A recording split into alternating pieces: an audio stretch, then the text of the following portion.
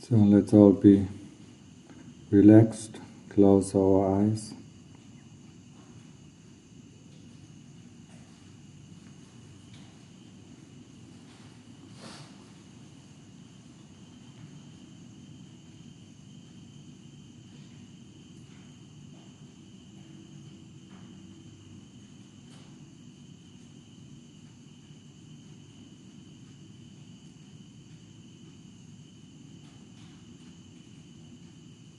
And keep our attention on the Buddha.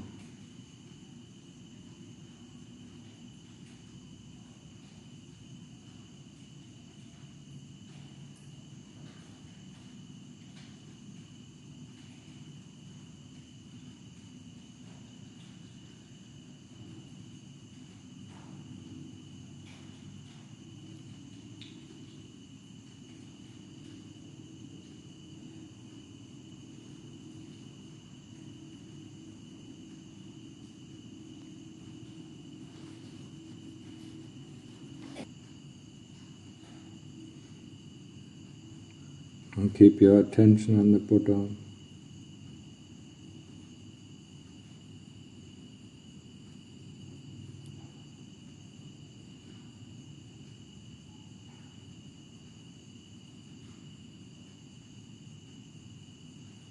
The Buddha is a reminder of the Lord Buddha that we should be really grateful for. He went through a long, unimaginable long training to become the Lord Buddha and to bring us the teaching 2,500 years ago. Without him, we wouldn't have any idea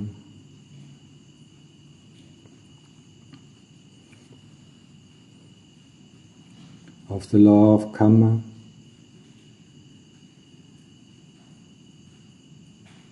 or the law of cause and effect, that whatever we do will have an effect and will come back to us.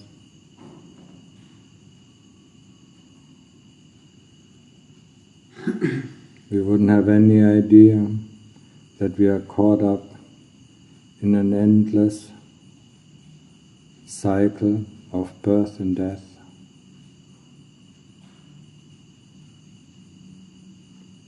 That there is heaven and that there is hell, that there are beings in heaven and there are beings in hell. That there are 31 realms of existence where beings can be, but they all revolve.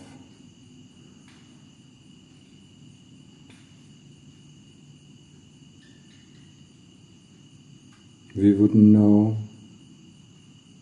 the 5 precepts that keeps us from falling down into the lower realms. So we should be really grateful to him. Not only that his teaching is still here, but that his teaching is still alive.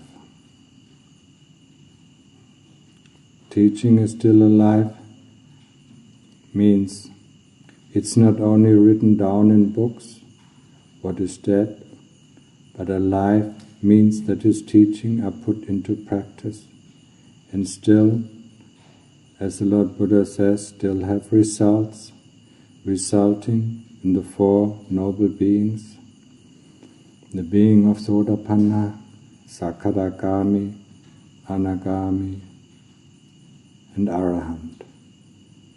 And in this tradition here in Thailand, we still have these beings, so that means that his teaching is still alive.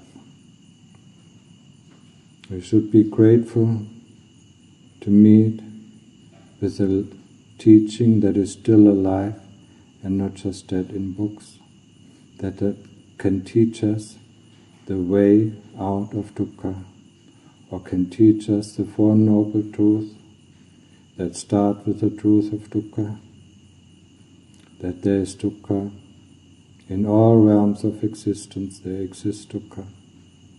In the higher realms, lesser dukkha.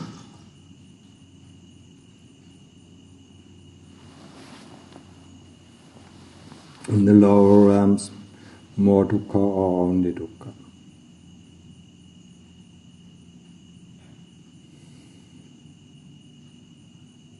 There is the second noble truth of the origin of dukkha,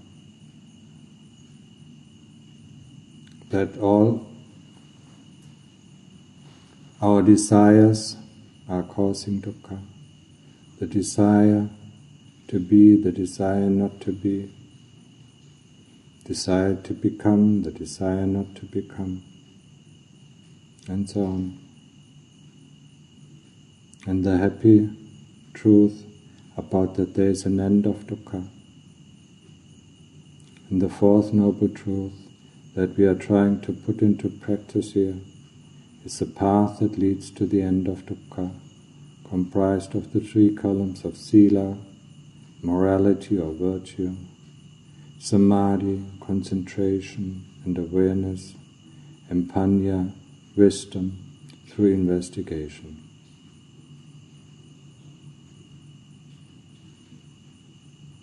So we should be grateful that we met with the living teaching of the Lord Buddha, who has passed away over 2,500 years ago,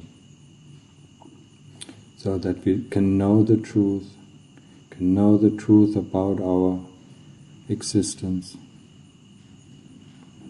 and can meet here in Thailand with some representatives of his teaching, people that have attained to Sotapanna, Sakadagami, Anagami or Arahant. And the Lord Buddha teaches us that there are 10 fetters that bind us to the realm of endless birth and death. And the first 3 fetters, when we cut them through, then we can attain to the first noble stage of enlightenment, the stage of Sotapanna. The first of the fetters is mostly about right view. And this right view is, there is heaven, or there exists heaven, and there are beings in heaven. That there is hell, there exists hell, and there are beings in hell. Not what is the common belief is, heaven on earth and hell on earth. Now these realms truly exist. There are about 25 realms, different realms of heaven, and there are 25 different categories of hell.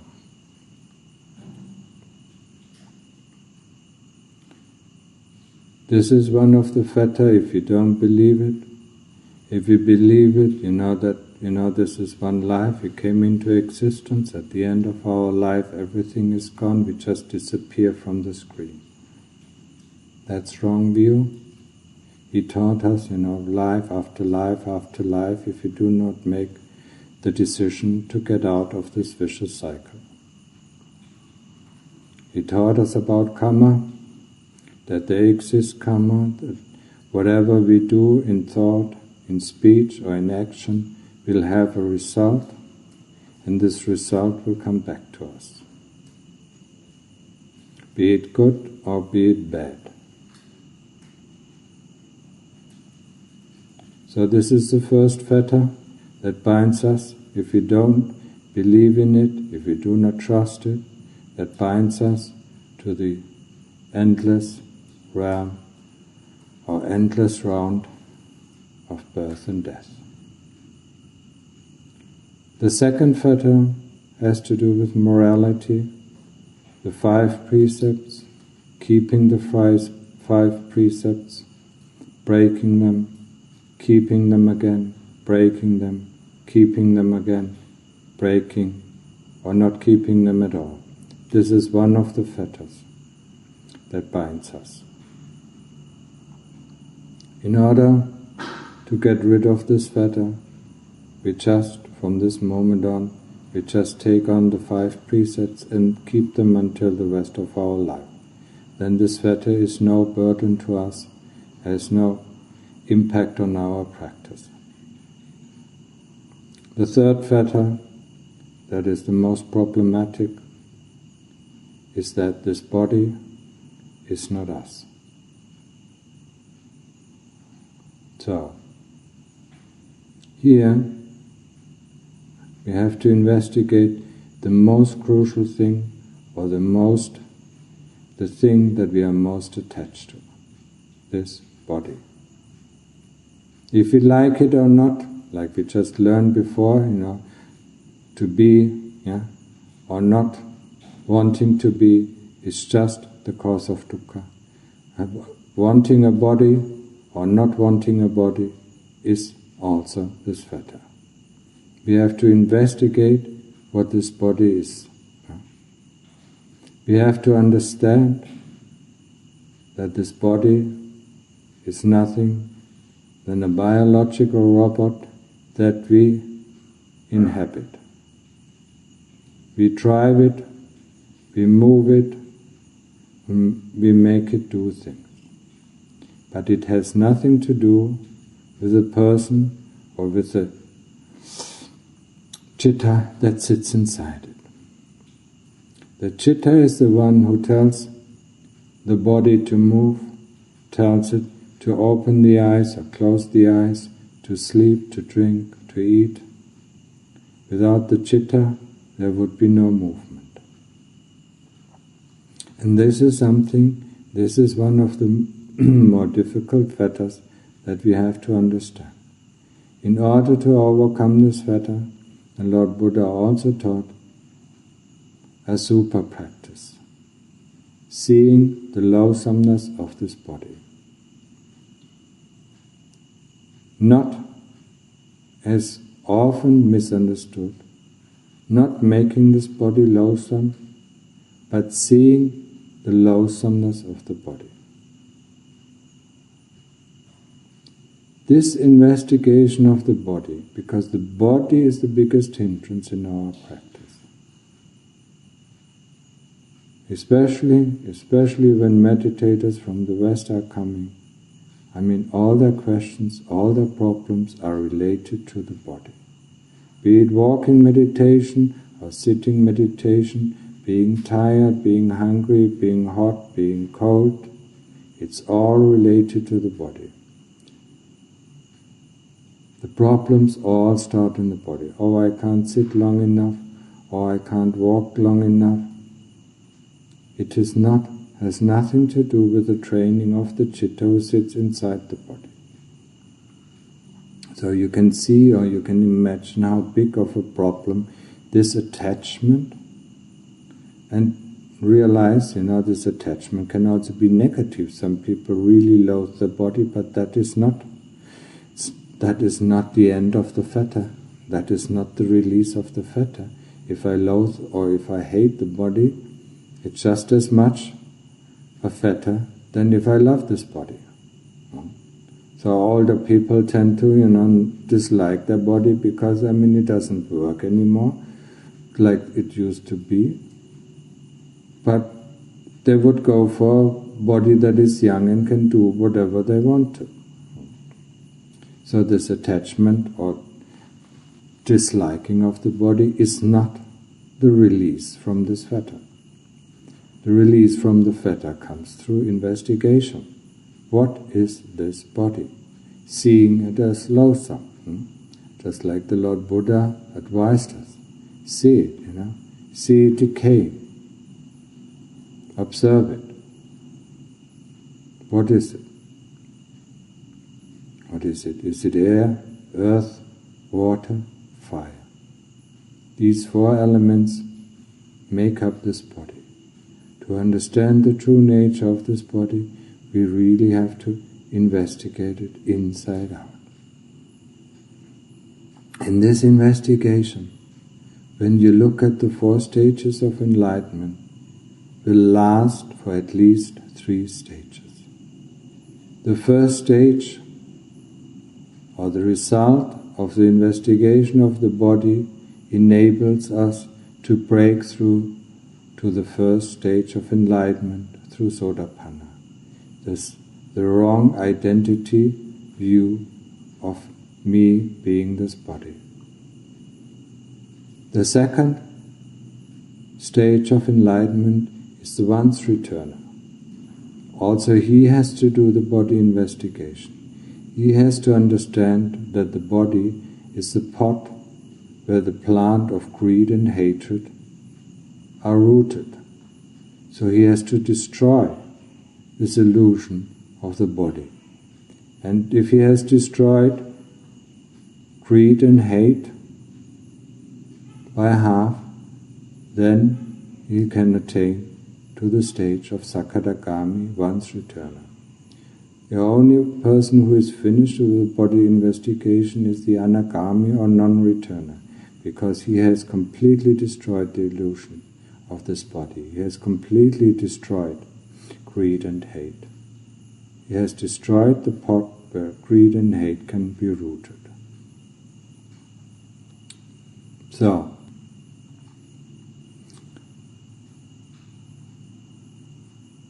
he has seen the nature of the body as it is.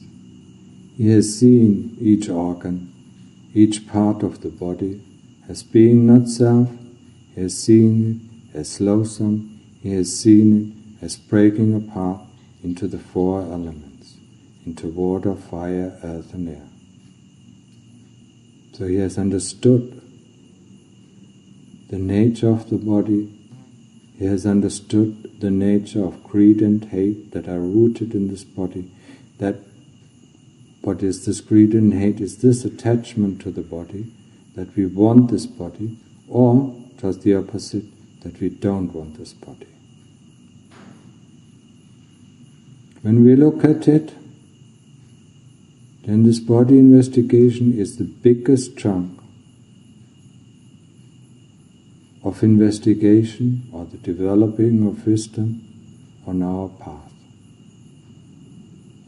And we have to do it thoroughly, and we have to do it year after year after year, without stopping until the investigation is finished, until we know the investigation is finished, until we have advanced to the stage of Anagami or non-returner.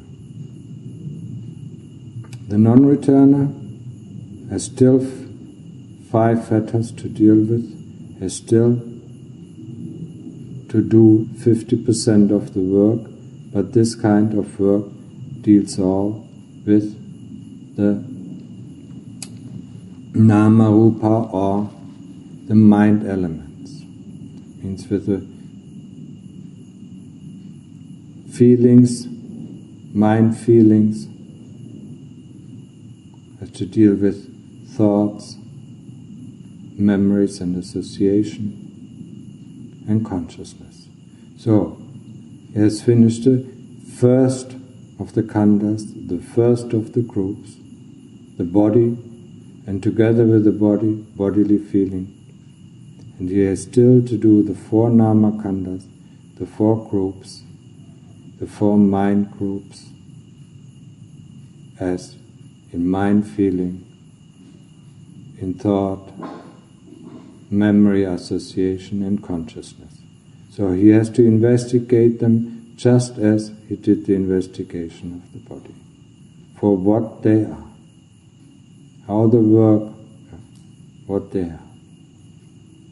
By coming back to the investigation of the body, it is really a big chunk, and it is something that we do not like. It is the toy of the kilesas. It's their favorite toy. And they know if we break through, we will never ever come back. Not in the heavenly realm, and not in the human realm, and not in the hell realm. So they will make it very, very difficult for us to break through. And that's why we have to put in a lot of effort and a lot of determination and develop sati, this awareness, that is most important. Awareness is just like the flashlight that looks inside the body and sees the body as it is. We all know when we open up the body, what we see is what we don't like. It is natural, we don't have to teach ourselves that this is loathsome, it just comes up. I mean, we don't even have to open up the body. We just have to look what is coming out of the body. I mean, whatever we put on the body or in the body, we like it, we love it, we think it is beautiful. Whatever comes out of the body is disgusting. Just by nature, just by our views. I mean, we don't like to see the shit coming out. But we like the food stuffing it. We don't like the piss coming out. But we like to drink. We don't like the sweat coming out because it stinks. And all the dirt that comes through the pores of the skin. I mean, the dirt doesn't come from outside, it comes from inside. All these grease, the smell, and sometimes even, when we fart, that rotten smell of the stomach. Do we like it? No. Why do we not like it? Because it destroys our idea that this body is something beautiful, perfect, and desirable. All what we do with this body is feed it, is house it, clothe it, and take care of it, when it is sick. Our whole life is just built around this body. When we look at the life, when we look at our life from the beginning, first of all, we have to grow this body, train this body, make it comfortable, make it intelligent, make it able to do the things that we want to do with this body. Once a body, after 16 or 18 years, is up to all these tasks, then we are also grown up, our parents don't look after us anymore, they don't pay for our food, then we have to start working. When we start working, we have to earn money to feed the body, earn money to house the body, earn money to clothe the body, and earn money to take care of the health of the body. And when we look at the life of an ordinary person, that's all what he does.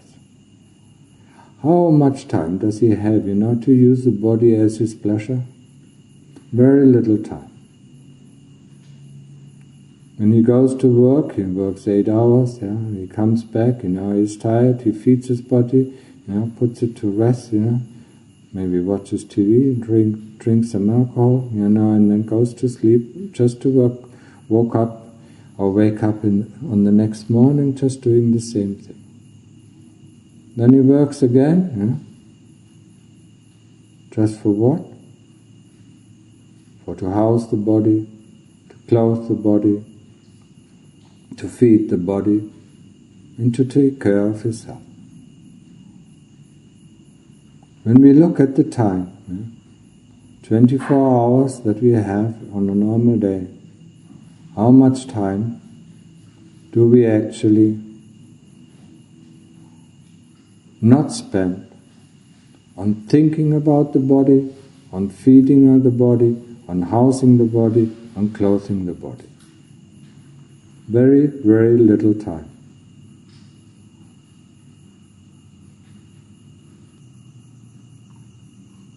So if you don't spend the time, just think about it, every day of our life. If we work for a few years, we do know how little time we have. Even on the weekends, we still have to feed the body. We still have to sleep.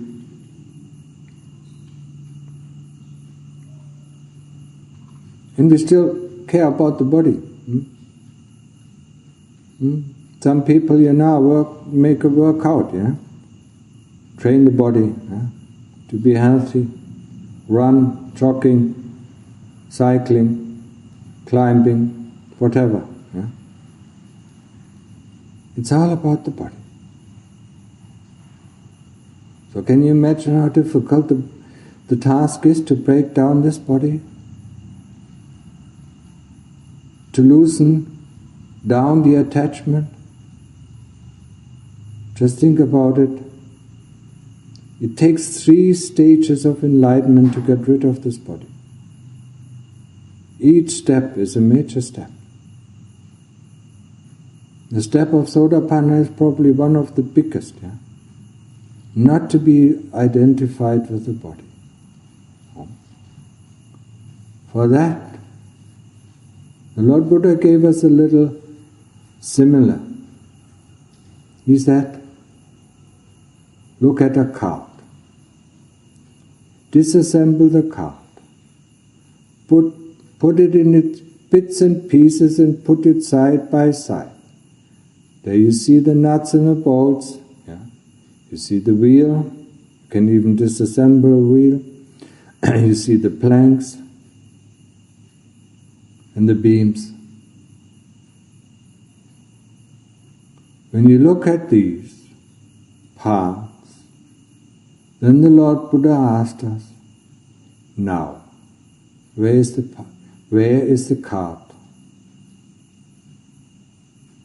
And when we look at these parts, we can't see the card. Because all what we can see is the parts and the bits and the parts. Now we try to assemble it again and see from all these different parts that we just looked at or looked upon it, and that didn't make any sense, we can assemble a card, and then there suddenly is a card. Now if we do the same exercise with this body, that means disassemble this body. Cut off the hands. First you take the left hand and cut it off. Look a little bit at the cut, enabled to see what it is made of, and then put it in front of us. Then we take the next hand. Cut it off. Look at it. The structure of the bones, of the flesh, of the tendons, of the skin, the blood vessels. Look at it and then put it in front of us. Then in front of us there are 2 hands. We can see it, or we should see it clearly. And the moment we cut them off, they are not our hands anymore. They are just hands, they are just parts, they are just body parts. Then we cut off our lower arm, the right lower arm. Do it the same way. Put it in front of us. Look at it. Now we see the right hand, the left hand, and the right lower arm. Then the right lower arm. Take it off, cut it off.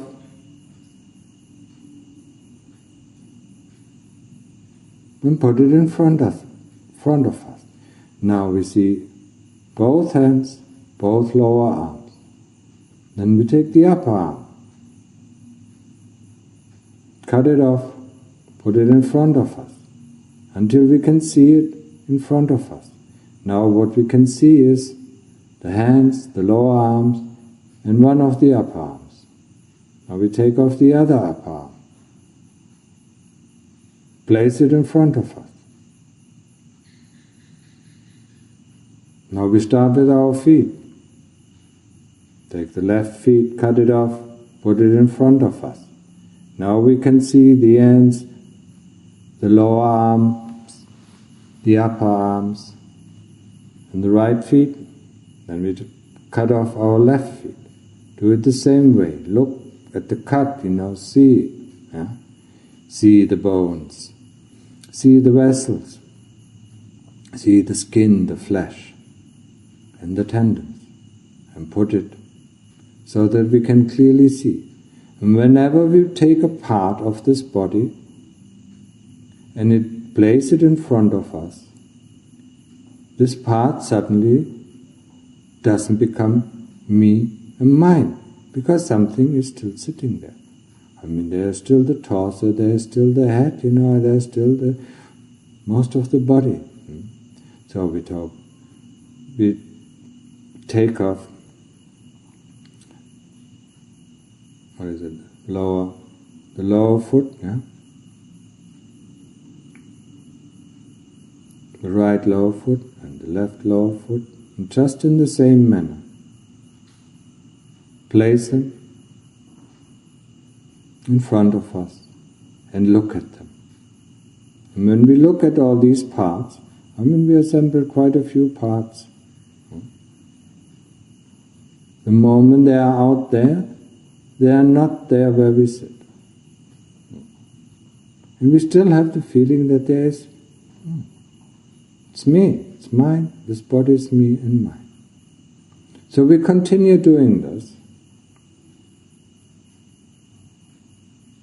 With the upper leg, we started with the lower leg, with the upper leg, right side, left side.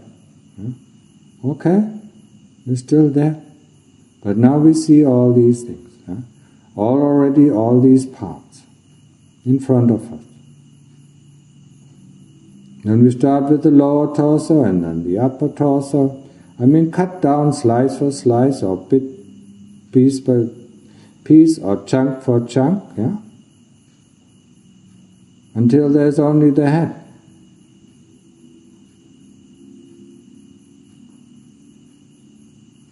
And then we take the head off and place it in front of us, with the eyes facing towards us. The nose, you can see it clearly. The mouth. And then suddenly, all the parts of the body are in front of us, and we can look at us.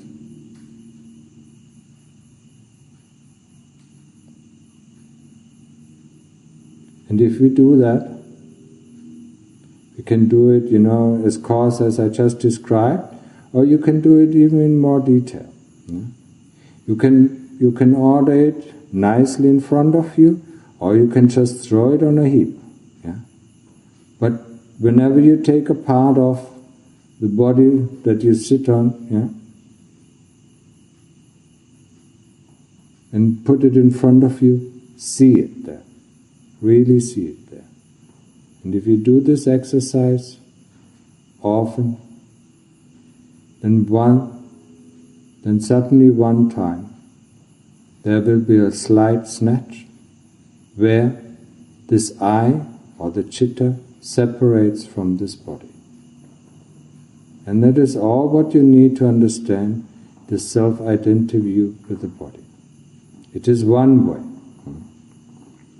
You can do this exercise, or you can just go into the full, Just do a super practice until you understand it. I just give you this example because it is a simile of the Lord Buddha where he described, disassembling the cart, and you see the parts, and where's the cart, So where's the body when you see all the body parts,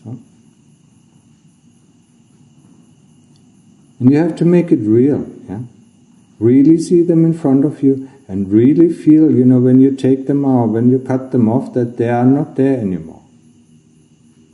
In the end, you will just see one thing, the chitta sitting there watching the body parts. And if you do that often enough, the illusion or the self-identity with the body breaks. And if you are clear of the first two fetters, then this fetter breaks. Or you can, just like I said, you can do it the full path, just do a super practice, see the loathsomeness, I mean, close your eyes, and have the feeling you look in the mirror and then take off your skin, and see what it is. Yeah? Start taking your skin off. But you have to make it real. Not only imagination, you have to feel it. You take a sharp knife or scalpel and just make a cut, through the middle of your face, yeah, and a cut at the top of the head, and then slowly pull the skin away. When you slowly pull the skin away, what do you see? And then pull more. All what you see is a bloody mess. And pull more until there is no skin left.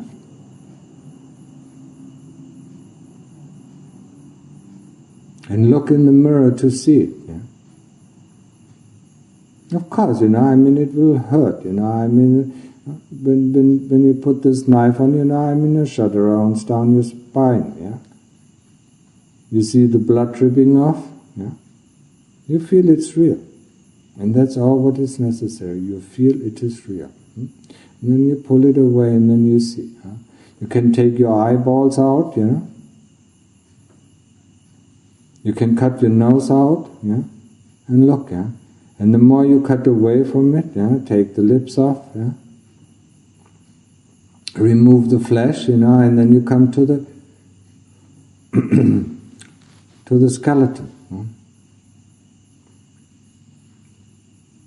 And you see, we all see, we all saw the skeletons, so we know what it looks like. Not to only do it then for your head, do it for your shoulders, remove bit by bit, You can do that also in a way, where you remove one organ by the other. When you're at the upper torso, remove the skin first. What do you see? Look at the skin. Look at the inside of the skin. Look at the outside of the skin. See the hair. See the hair of the body. When you take off the scalpel, might see the hair of the head. When you take off the skin of the head, see it. See it underneath it. See the greasy yellow fat.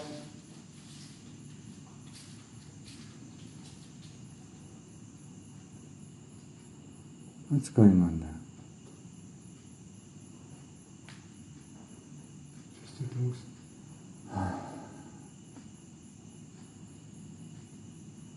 See the greasy yellow fat, inside of the skin. Look at it, Look at the pores. Look at both sides, That is, the skin is that what protects us from seeing the loathsomeness of this body. It really protects us. That's all what we need. We need this form, that the skin produces. Fine, with the hair on the head, with the hair on the body, with the teeth, with the nails. This form that is created throughout most of the skin gives us illusion that there is something beautiful. There is something desirable.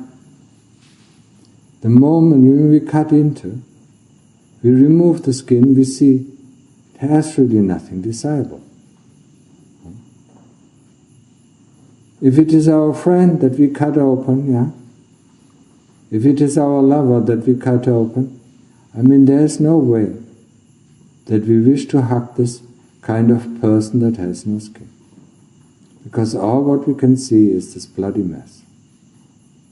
The bloody mess, when the skin is still hanging on, the greasy yellow fat of the skin. And then the bloody mess, of the flesh and the tendons. It's all soft, it's all watery inside. Do you really want to hug a person like that? Do you still of dreaming of kissing a person?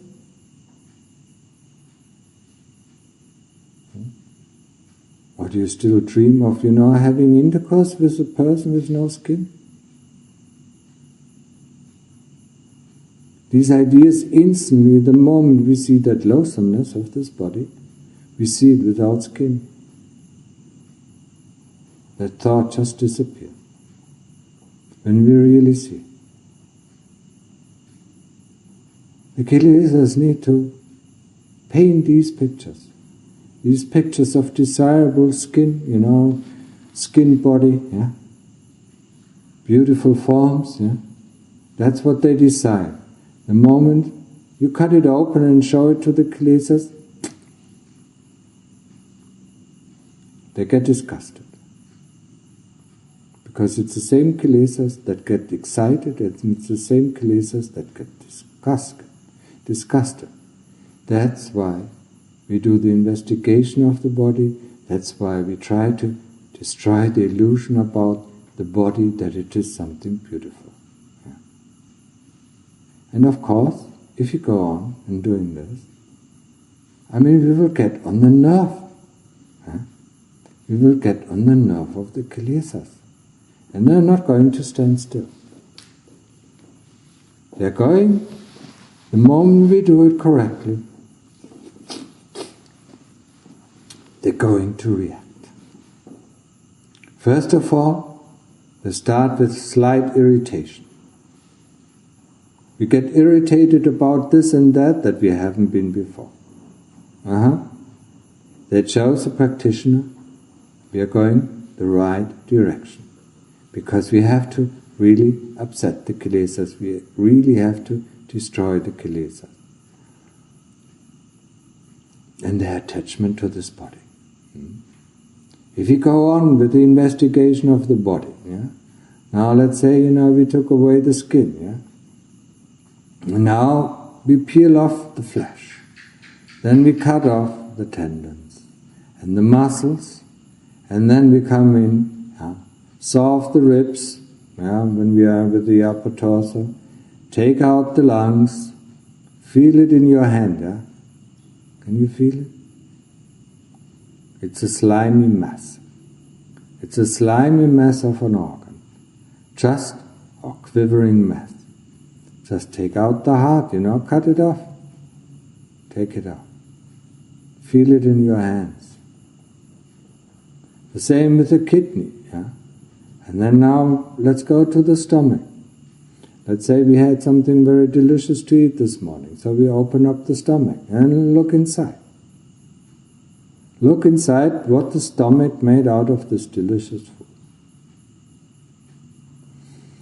Smell it. Feel it.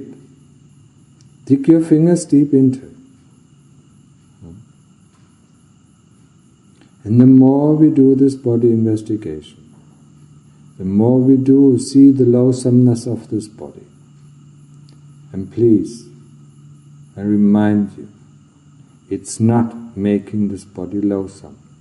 The disgust already comes by itself. The moment we see the reality of this body, the disgust or the loathsomeness automatically arises within ourselves. So you don't have to make it loathsome, because it is loathsome. We just don't like it. Just like we started out, with the outside, whatever comes out is disgusting, whatever goes in is beautiful. So it's the same thing, we don't have to make it disgusting. It is already disgusting by our own views, by our own nature. So we just take it on. And the more we dig into this contemplation, this investigation, what is this body? Pulling out these organs, investigating these organs, cutting them open, seeing them, feeling them, holding them in our hands, seeing that quivery, slimy mess that each organ is. Each surgeon knows it. He knows that feeling. I mean, when he takes and replaces an organ, where cuts it open, to heal it and things like that, he knows it, this feel. But he doesn't associate it with his own body. And he wouldn't dare to open up the body of his wife or of his girlfriend. Because that memory of that open body would reside within him, and he wouldn't be able to sleep with her. He wouldn't be able to caress her body, because whenever he looks at her body, he sees it inside, and he's disgusted. That's why a surgeon doesn't do it. He does it only on other people. Never on his family, never on his wife or partner. That is you don't have to tell the surgeon that it's disgusting nature. Yeah? You don't have to tell him. Yeah? The first time, any kind of doctor opens up the body, he either faints or throws up. And even, the older students tell the younger students, be careful, when you open up this body, you vomit or you fall unconscious. Yeah? They know it. They see the body, and the automatic reaction of the kilesas is blood. Vomit, falling unconscious. So, I hope you understand we don't have to make this body loathsome, because it is loathsome. Yeah? We just have to see it, because the kilesas still want to hide it under the skin. Yeah? They want to hide everything that is loathsome underneath the skin. Yeah? And that's why we really have to investigate the skin. Really tear it down, put it back, tear it down, put it back, tear it down, put it back, to see the difference. The moment there's, try it with your loved ones, or try it, with your favorite old girlfriend or boyfriend or husband or partner, The moment you see him as a whole, there's lust, you open him up, there's no lust. And then you put him back together, there's lust, and you open him up, there's no lust, and so on. So one of the big problems, in body investigation, or one part or one big chunk, of this body investigation is battling with raga tanha, battling with sensual or sexual desire. And that is a big battle. So the kilesas won't give in easily. As I told you, if you do the body contemplation correctly, in the beginning just irritation starts, but it slowly becomes deeper and becomes hate. So suddenly we are not only irritated, but we really become spiteful. The deeper we dig into the body, the more the kilesas will react and the more hate we will see. Now that is a good opportunity for us, because body investigation not only lets us see the nature of the body, but also lets us deal with greed and hate. So, just like we do with pain investigation, we look at the pain and look for the source of the pain, so do we do it with hate. Be really careful when you do body investigation. If you do it at your home, as a lay person, just don't get into contact with anybody. Because, before you can't even notice it, the hate that came through the investigation of body, will erupt towards any person that you see. It doesn't really matter. There's just an eruption, you see this person and, you just have a hateful thought or a hateful word towards him. Yeah? And this person really doesn't even know what is happening. Yeah? So be careful. Be warned that really intensive body investigation brings up this hate. Yeah? And that is, for a practitioner, of course, a great opportunity, and that is one of the reasons why we do this body investigation, to be able to learn how to deal with hate, to see hate, and also to see greed, or to see lust, and to deal with it in a manner that is wholesome. Just like investigation, then we can investigate hate, or then we can investigate, in the beginning of course, we investigate hate because, greed is difficult to investigate in the beginning. Hate is easier because it stays longer. Greed, makes us just go for it, and then most time, we give in. Hate stays longer, and we can't really get rid of it very easily. So it's a very good object. It's just like pain, when we sit too long, it's pain, and just stay with it, we have plenty of time, to investigate it. What is pain, So we investigate what is hate,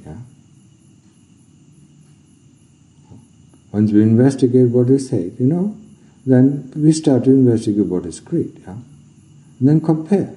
What is the difference between greed? And what is between greed and hate? And then we go back to the basic feeling of hate, we go back to the basic feeling of greed.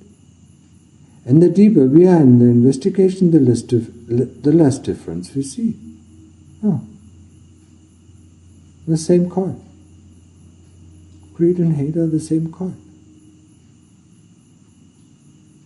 It's all the mind that tells us this is desirable, that's greed. This is detestable, that's hate. It's just an illusion put into views by the mind, by the chitta, or by the kilesas. What they want, is greed. What they don't want is hate.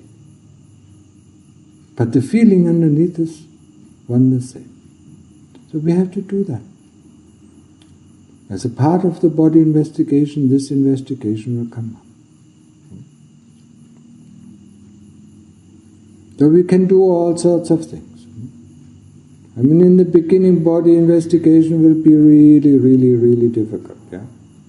And in the beginning, we just probably have to play with images, because we don't really get yet the view of the body, of our body, as it is. We shouldn't take a knife, to really cut it open. No, we do it in imagination. For it is not difficult. The chitta already knows this body as it is. So if you train the chitta, to see it as it is, we get all these images from our own real body. But we can do it with other bodies. We can train it with our body. It's completely up to you. If you trained it first with other bodies, it might be easier to cut somebody else up, to put it up into bits and pieces, to see the loathsomeness. You can even, when you have the opportunity, a dead chicken or, whatever corpse you see, you can investigate.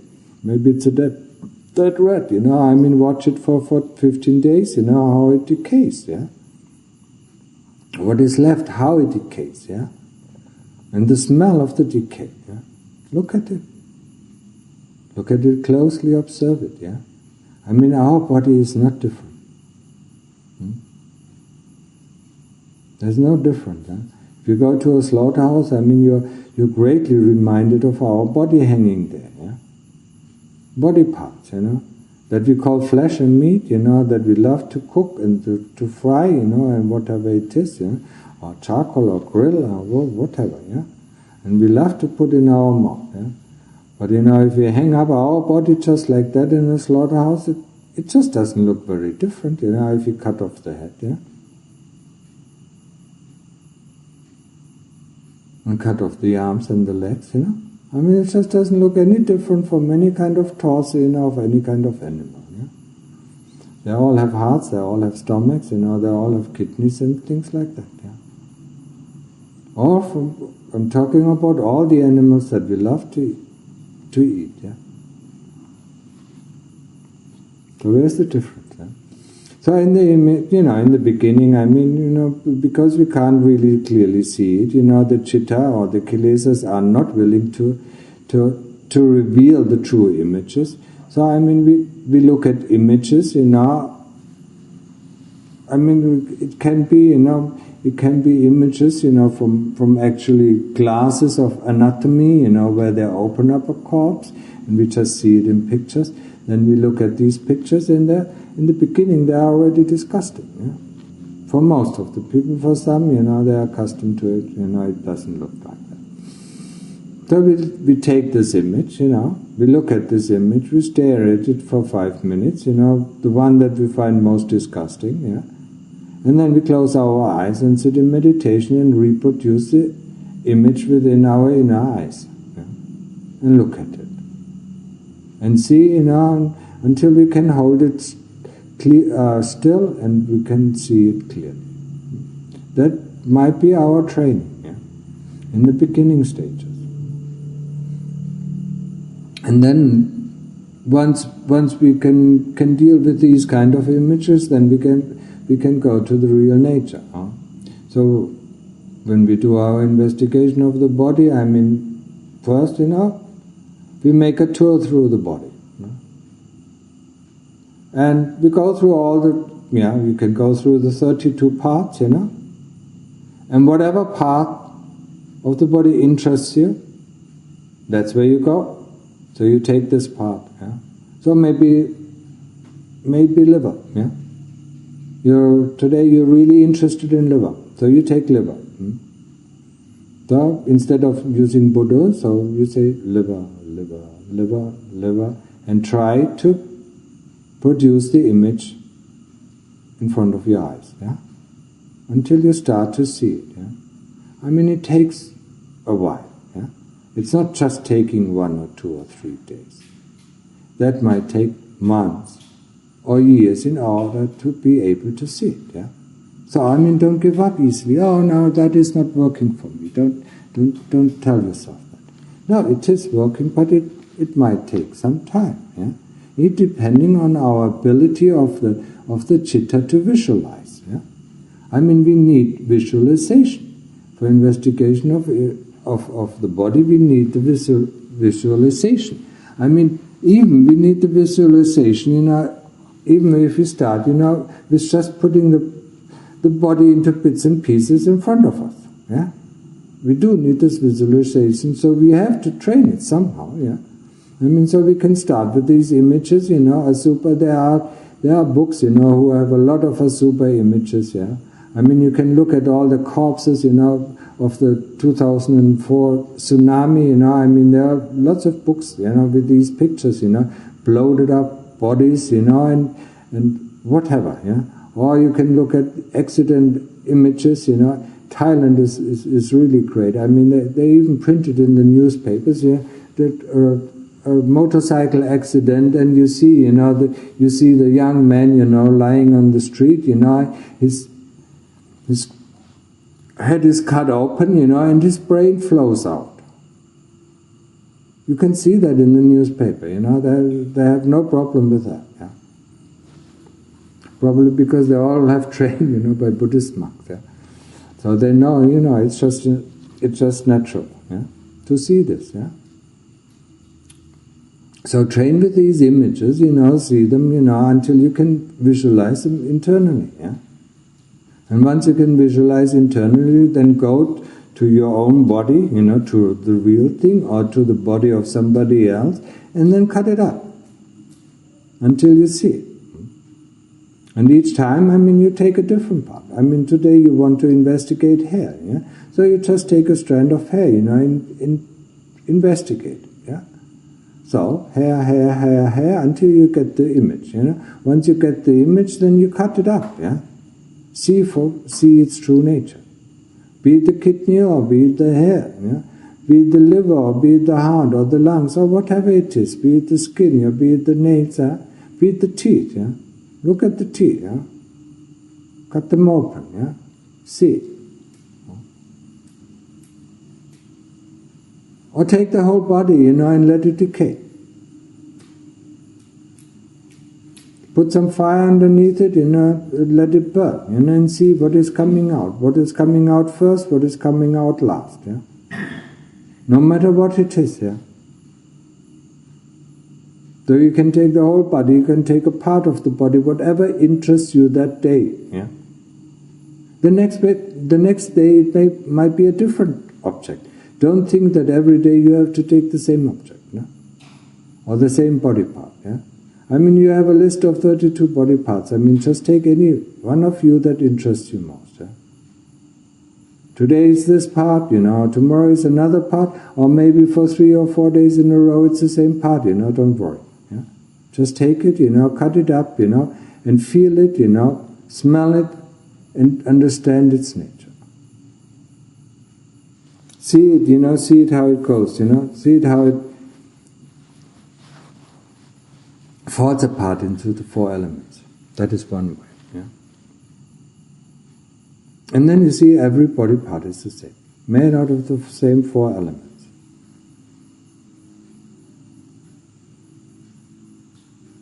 And you have to do it, I mean, don't get frustrated, because it doesn't work the first day. Don't get frustrated because it doesn't work the first week. Even don't get frustrated if it still doesn't work, in the first year. Yeah? I mean, we have to do it daily, and we have to have sati. Yeah? So if our sati is not strong enough, I mean, it will take us ages. Yeah? If our sati is strong enough, it will take us less time. Yeah? So while you do body investigation, don't forget to sharpen your sati. Don't forget to sharpen the knife that cuts up this body. Yeah? With samadhi. Huh? Train it with Buddha, Buddha, Buddha, Buddha, Buddha. And maybe you see now it is quite similar to the beginning stages of our investigation of the body, when we just say hair, hair, hair, hair, but we want to visualize. So in the beginning it is much more similar to the training of samadhi, but with the visualization effect, yeah. But later on, it becomes more obvious, yeah. Then we cut it down, we let it burn, we let it do anything, yeah. Just in order to understand what is the nature. Just like we investigate anything. We investigate pain, what is the nature of pain? We investigate greed, what is the nature of greed? We investigate hate, what is the nature of hate? Yeah. We want to understand the nature. And all medical knowledge that we have about the body, throw it out. Because you just want to be like a newborn baby. Whatever it sees, it touches it, it puts in its mouth, and it plays with it, in order to understand. So we have to become, in this kind of body investigation, we have to become like this newborn baby, yeah? That touches, that feels, that plays around with this one object until it understands its functioning. And then, you can give it any name to it, and then recognizing the name, it knows what it has. Right? So the body, liver, we give it a name, but we really don't know what it is, yeah. What is the difference between the liver and the kidneys, yeah?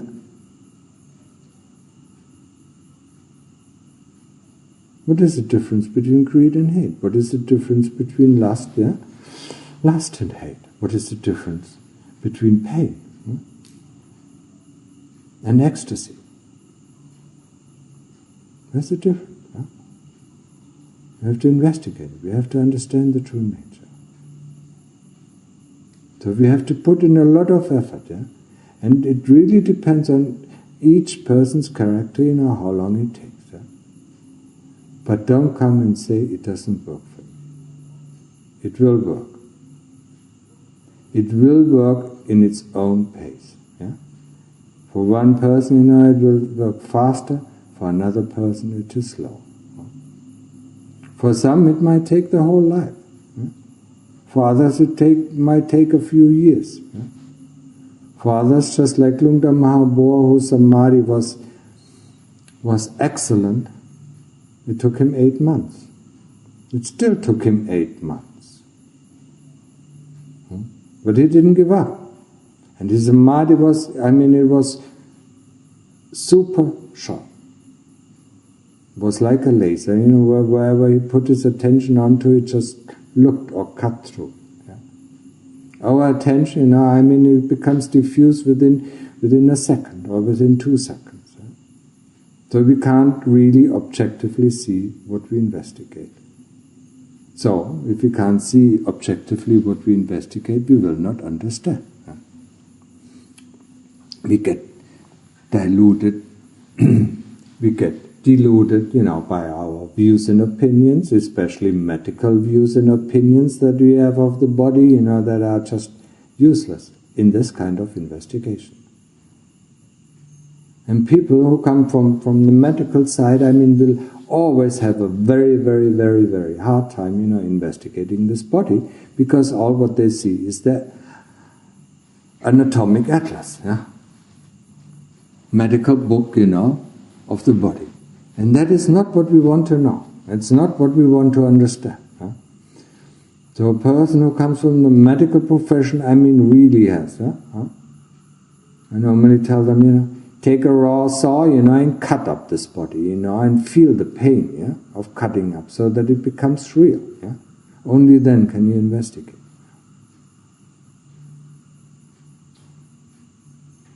To understand, to summarize it, understand this body investigation, will reveal the true nature of the body, and will get rid of greed and hate, and especially lust, sexual, sensual, and sexual desire. And it goes through 3 stages of enlightenment, through the stage of Sotapanna, Sakadagami, and finally Anagami, the non-returner.